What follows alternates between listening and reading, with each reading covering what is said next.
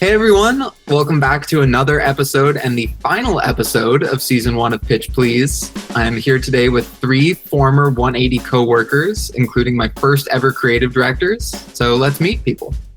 Starting up, we have Brian Farkas. Brian is part of the McFarkas tandem that is industry famous. Brian is a freelance creative director. Say hi, Brian. Hey, thanks for having us. Absolutely. Next up, we have Jesse Portillo, a senior art director at Wolfgang, LA. Oh, yeah. Hey. Nailed it. That's me. That's you. And lastly, we have the other half of McFarkas, Tylynne Mccauley, my favorite. Oh, I love it. Thanks for having us on the final episode. Woo! Thanks for being here. All right, without further ado, it's time to play Pitch Please.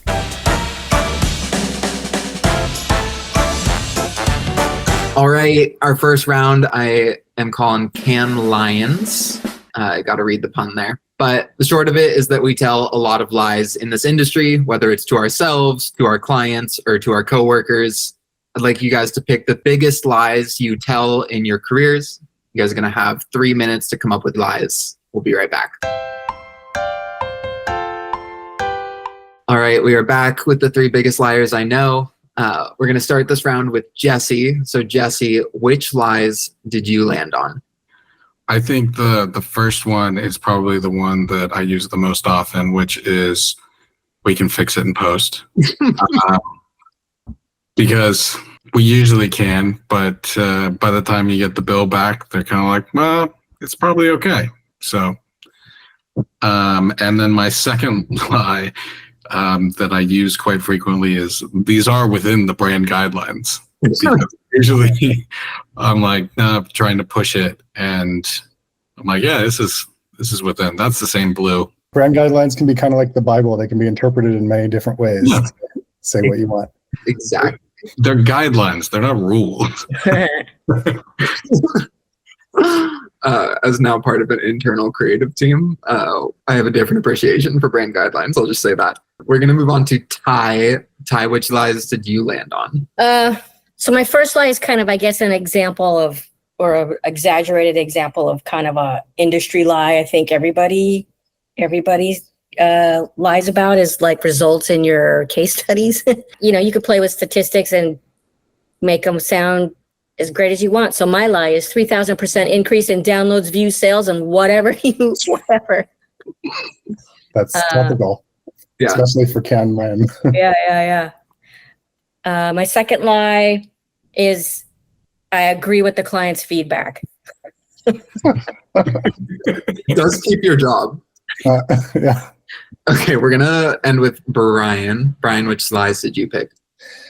So the first lie is one I think that we tell ourselves and others often, if they love it, they'll find the money. They will not. They may love it, but they will not find the money, and you will never produce that thing.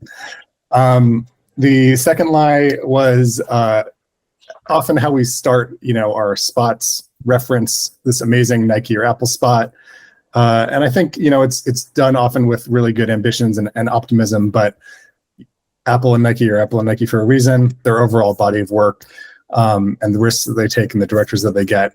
If you're not willing to take those risks and put that effort and money and talent into a production, you're probably not going to end up with that result. All right, guys. I love it. These are great. I think you guys nailed it, and I'm not lying about that.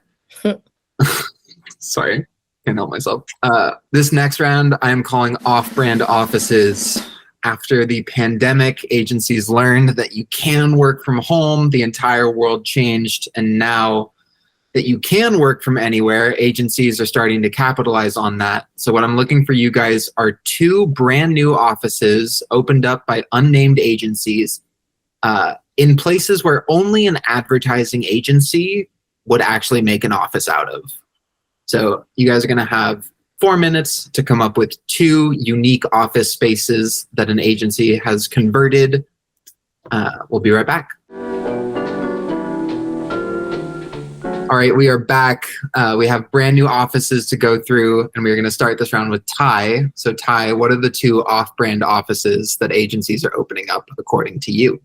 Yeah. Well, the first agency is opening up in an abandoned mental institution because we're all going crazy together. Some of us are going to need meds, and some might even need a helmet. I hate how, like, if I saw that as an Adweek like headline, I would be like, oh yeah, that makes sense. And the second office that's going to be opened up is over in the old Rajneeshi compound, from that documentary on Netflix, Yeah. the Rajneeshis. Yeah, because agencies are cults. So Perfect. Culture comes from cult. Oh my God. A pun late in episode. I love it. Those are perfect. Nailed it. We're going to move on to your other half, Brian. Which 2 new agencies are opening up because of you? So the first new agency is called the Fire Department. This agency is opened in an old abandoned fire station, and it's for advertising emergencies. You can call up 24/7. Creatives will wake up from their sleep, slide down the little pole, and get right to cracking your brief. It definitely brings a new meaning to the term fire drill. So Yes. Oh yeah, fire drill would also be a great name for that. Oh yeah, fire drill. that's what I'm here for. Feel like. That's better.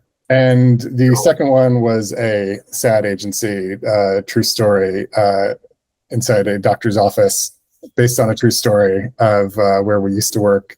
Oh my God. Yeah.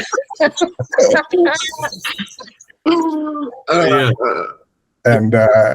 And it would just be a bunch of people that were like, man, I wish I was by the beach right now, but instead I'm by a really sad doctor's But office. instead, we're in this really sad place.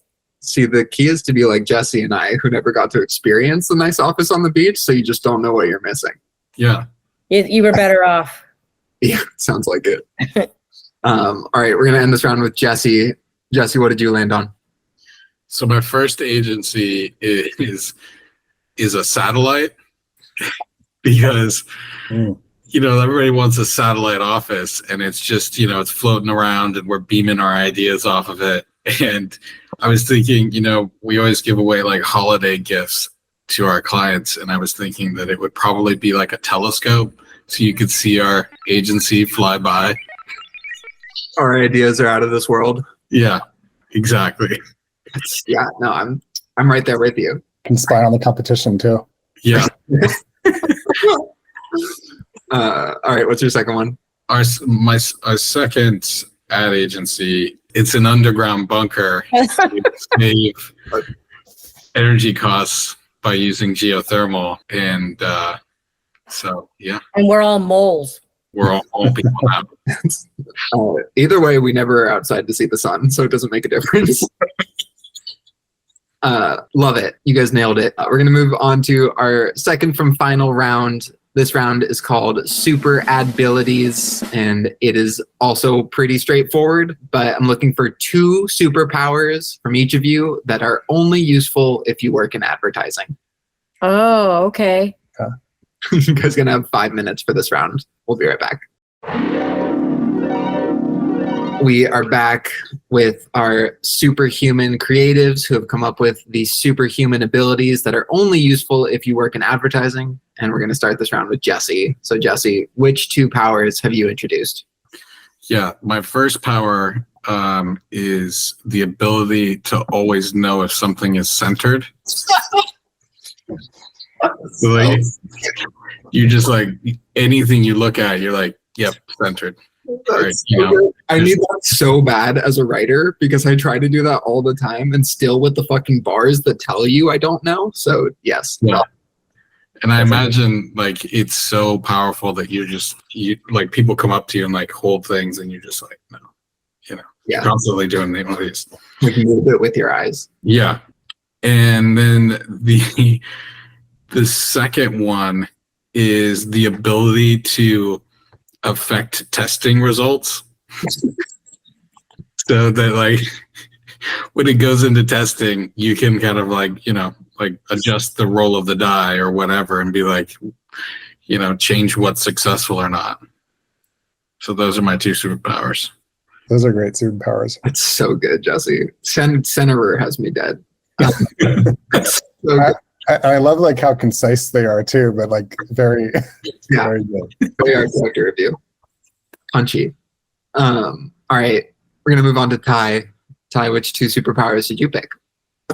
The first one is being a provocateur, because we provoke thought and emotions and all kinds of other stuff to get attention. And by attention, I mean PR headlines, likes, and awards.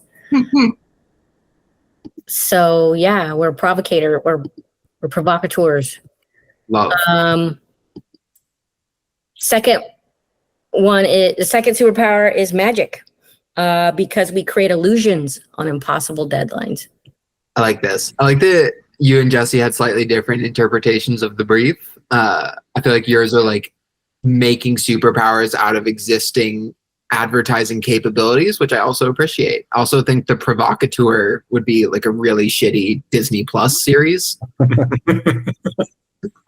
It's like one of the Star Wars spinoffs that they keep making. I felt like the provocateur made sense for advertising too, because if you provoke people in other industries or jobs, you're just going to get fired. True. Nailed it. All right, we're going to end with Brian. So the first superpower was the ability to magically appear in brainstorm sessions and say like just enough so that you'll get a slash credit. So this could really, take your career pretty far. Second superpower was the ability to take what you should be able to say in 2 slides, but then expand it out into a 168-page deck. Also very useful. And then I just added a bonus, return to office hologram, like the ability to project yourself to make it look like you returned to an office. That's so good. I have a lot of coworkers that would steal that one. That's great. I also like just extending a 2-slide deck into 168, but I don't know if verbose man would be quite the comic hit. All right, guys. Well, you have made it. This is the final round, and this round I'm calling Adver TV, and it's pretty simple. There has been one show made about advertising called Mad Men. Maybe you've seen it, maybe you haven't, but hopefully you know the general premise. There's a new show about advertising coming out, and it's about what advertising is like now, not in the 60s. So what I'm looking for you guys is the name of that show and the general premise of it. I'm going to give you 6 minutes to come up with your new show. We'll be right back. All right, we are back. Our showrunners have come up with the new evolution of Mad Men in today's world of advertising. So Ty, what is the name of your show and what is the general premise? It's just called Shit Show, and there's no rizzed up CDs, no budgets, no saying no to the client, and no alcohol. It's a great name. I love it. Anything else? Or is there any like storylines we're following, or is it just what it's like to work in advertising right now? It's just that, and how it's the complete opposite of the glory days of advertising. Well, I don't know if you sold it to me, the network executive, but I love the name. All right, we're going to move on to Brian. Brian, what did you pick? This idea for the show is called The Shareholders, and it's a drama about who the hell actually invests in advertising holding companies and who they are and their lives and the and the infighting between them and all the drama between them and how they maximize profit at all costs. Oh man, that would be a depressing one for us. I love it. I love The Shareholders as an idea, hate it as a reality. We are going to end with Jesse. Jesse, what's the name of your show and what's the premise? So the name of my show is So You Think You Can Advertise. And basically it's kind of like a reality show that's kind of very much like Punk'd, where you're in a meeting with a client and they start to say something and then a TV crew comes in and they go, so you think you can advertise? And then the clients have to pitch ideas against the creatives they hire. Jesse, I love That's awesome. And yeah. I feel like it could have guest appearances by like the client's wife or husband. or their 16-year-old kid that they ran by and said, turns out Gen Z actually doesn't like your idea.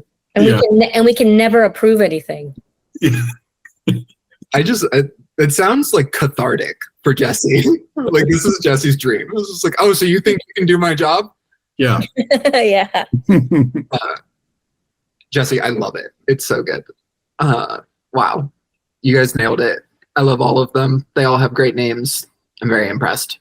This is I will say this prompt came from an idea I've had for a while, which is to do a show about modern advertising. That my show that's sitting in a Google Doc somewhere that I think I wrote the first 10 pages of is called Sad Men. So anyway, glad that we're all diverse and haters. It seems like a perfect note to end on. The only thing left to do is to name a winner, which is always the hardest thing to do. But for the hardest, they made me laugh, which I think was the centerer superpower. Jesse Portillo. Yeah. You have won Cam Gold.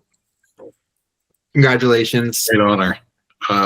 So lovely to be here and, compete in these great games. Thank you. It's the Olympics and then Pitch Please is the stack rank. Well, thank you guys for coming. Thank you to everyone for watching. We'll see you next season.